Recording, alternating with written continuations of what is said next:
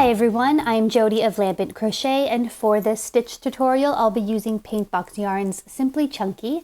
It is a category 5 bulky weight yarn, and I'll be pairing it with its corresponding crochet hook, which is a J 6mm hook. If you are very new to crochet, I recommend that you use a yarn no lighter than a category 4 medium weight with its corresponding crochet hook. So once you've placed your slip knot on your crochet hook, you need to then figure out the most comfortable way for you to hold the working yarn.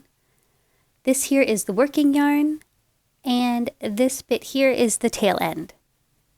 I hold my working yarn by hooking it under my ring finger and pinky finger, then looping it around my index finger. I then take my middle finger and thumb and hold on to the tail end. Now this is just my preferred way. Be sure to play around with it to see what feels most comfortable for you, as pretty much every crocheter does this a little bit differently. So to begin making your first chain, you need to hold on to the loop that is on the crochet hook, just to make sure it doesn't slide around. Now wrap the yarn around the hook, this is also called yarning over, and pull that yarn through the loop on your crochet hook. And that's how you make your first chain. Now let's do this again. We're going to yarn over, then grab the yarn, pull through the loop on the hook, and that's chain number 2. Practice making your chains until you are very consistent and comfortable with your tension.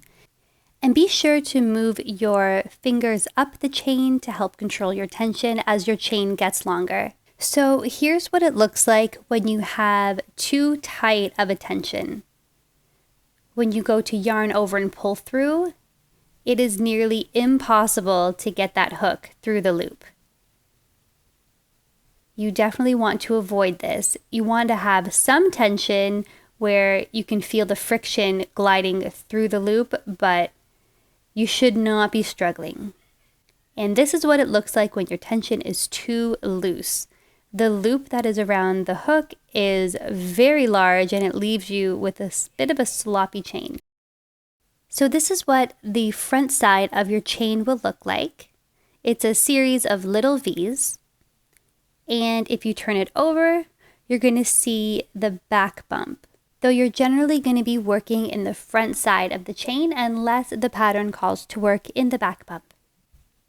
So when you're happy with your chain and you're ready to tie it off, always chain up one more, then pull it really tight, remove your crochet hook, and snip it on the working side of the yarn. Pull the working yarn through the loop and give it a tug to secure. And that's how you make a chain. Thank you so much for watching. I hope you enjoyed this tutorial, and if so, please give me a like and share some love in the comments. Also, don't forget to subscribe and click on that bell button so you'll always be notified when I have a new video uploaded. You can also find me on Instagram and Facebook, so pop on over, give me a like and a follow, and you can tag me in all of your crochet related posts where you learned a new technique or pattern from watching these tutorials. Thanks again for watching, and I'll see you real soon.